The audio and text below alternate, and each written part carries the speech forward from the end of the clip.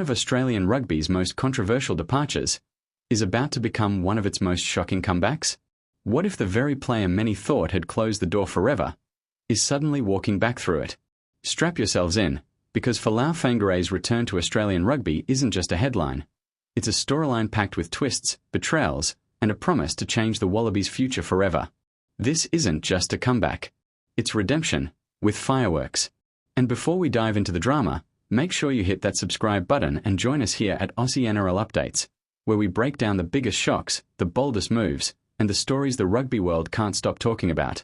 To understand why Fainga'a's return is so explosive, we need to rewind.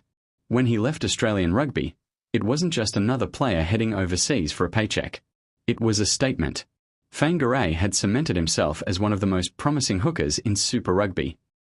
His scrummaging, his line-out accuracy, his grit in the breakdown, it all marked him as a future leader for the Wallabies. But then came the whispers: better opportunities overseas, greener pastures, a rugby system in Australia that looked broken, fractured, and underfunded. When he packed his bags, fans felt betrayed. Some said, he's chasing money, he's abandoning the jersey.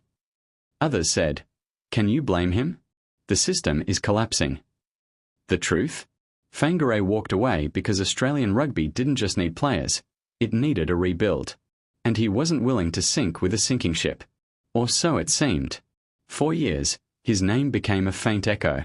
Fans would occasionally ask, whatever happened to Fainga'a? But in rugby's ruthless carousel, new stars rise, old stars fade, and the game keeps moving. But here's the thing, Folau Fainga'a wasn't done. He wasn't fading quietly into retirement. Behind closed doors, he was sharpening his skills in Europe, watching the Wallabies from afar, and keeping one eye firmly locked on Australia's rugby turmoil. And just when the Wallabies hit their lowest point, after World Cup heartbreak, coaching chaos, and player exodus, Fainga'a made his move.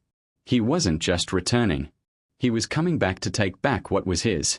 This wasn't an overnight decision. Fainga'a's camp had been in quiet talks with Rugby Australia for months. Think about it. Why would a player at his peak walk back into a fractured system? Unless something had changed. And it had.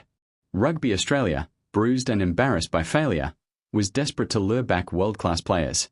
They weren't just offering contracts, they were offering a vision. A reset. A chance to rebuild Australian rugby's pride from the ground up.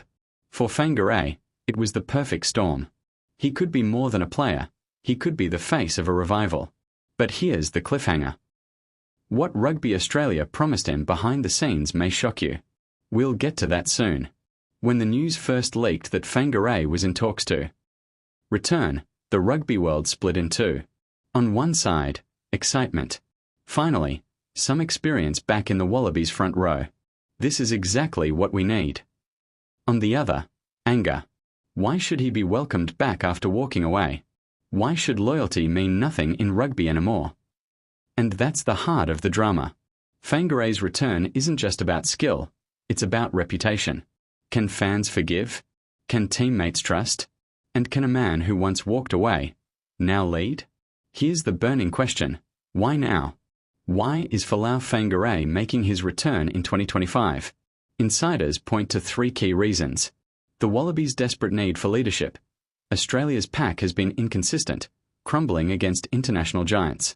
Fainga'a knows he can plug that gap. The 2027 Rugby World Cup on home soil. The chance to play in a World Cup in Australia is too big to ignore. A personal mission of redemption. Walking away is easy. Coming back, facing criticism, and proving yourself again, that's legacy. But there's a fourth reason, one almost nobody saw coming. Rumours swirl that Fainga'a had unfinished business with certain coaches, certain rivals, and even certain teammates. His return isn't just about rugby, it's about proving a point. So here we are. A player once gone, now back. A divided fan base. A Wallabies side in chaos, hoping for a saviour. But what deal was struck between Folau Fainga'a and Rugby Australia? What promises were made that convinced him to risk it all and return to the gold jersey? And most importantly, can one man truly change the fate of a broken rugby nation? Stick around, because in Part 2, we dive into the secret negotiations, the bold guarantees, and the shocking role Fainga'a has been promised in Australian rugby's rebirth. And don't forget, This is Aussie NRL Updates. Smash that like button, drop your thoughts below, and let's continue this ride. Welcome back. If you thought Folau Fainga'a's return to Australian rugby was big news, wait until you hear what was promised to make it happen. This isn't just a comeback, it's a power play. And it might change Australian rugby forever. Behind closed doors, Fainga'a's camp and Rugby Australia didn't just discuss money. They discussed power. Sources close to the talks suggest that Fainga'a was guaranteed a central role in shaping the Wallabies' leadership core. Not just a hooker in the lineup, but a voice in team direction, culture, and even future selections. Imagine that. A player once written off, now being offered the keys to influence the Wallabies' revival. And here's the shocker. Fainga'a didn't just want a contract. He wanted assurance that Australia was serious about winning again. That meant investment in coaching, development, and a long-term vision.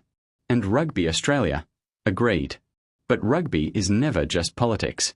On the field, Fainga'a's return lights a fire under Australia's existing hookers. Some players aren't thrilled. They've been grinding in Super Rugby, loyal to the Wallabies through thick and thin, only to see a